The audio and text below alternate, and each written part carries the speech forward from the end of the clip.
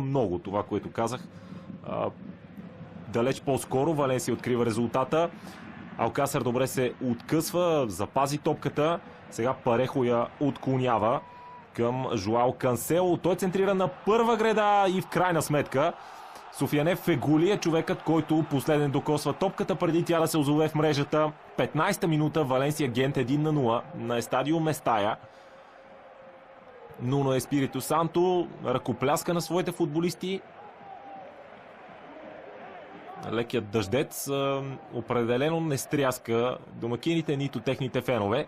А Фегули, който бе спряган за продажба през лятото и бе на крачка от това да си тръгне от Валенсия, продължава да бъде един от лидерите на прилепите.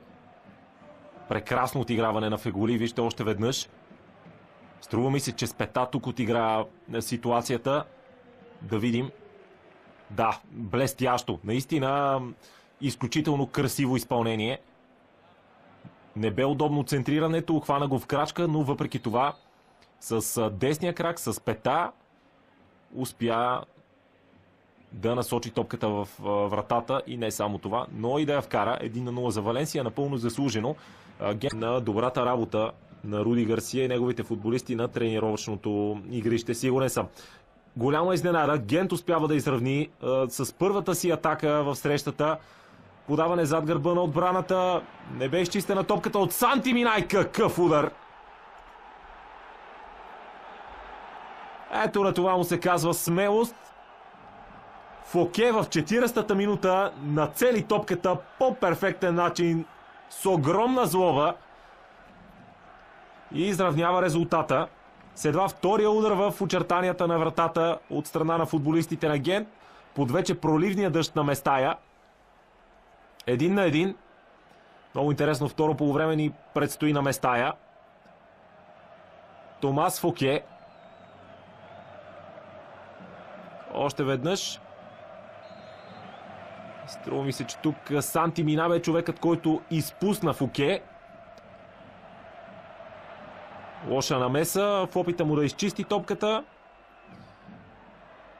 И вижте още веднъж за какъв е на Гент. След като допусна изненадващо изравняване. Гая центрира. Топката стига чак до другия фланг. Още едно подаване.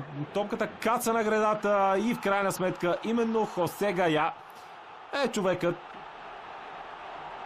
който отправя удар. Би трябвало това да бъде записано като автогол. Това попадение. А и сега виждам, че е точно така. На името на Митрович от състава на Гент в 72-та минута. Автогол, който дава аванс на Валенсия. Хаос в отбраната на Гент. Ето тук моментът, в който Кансело не си поведе добре топката. Въпреки това центрирането му изпрати топката точно върху горната греда. И неориентираните бранители на Гент, не знаейки какво се случва, изобщо забравиха, че трябва да внимават не само за топката, но и за футболистите на Валенсия. А Гая трябва да бъде похвален за настойчивостта си да продължи спринта си, влизайки в наказателното поле, макар и след като вече бе отиграл ситуацията. Озова се на добра позиция и се възползва. Страхотна работа.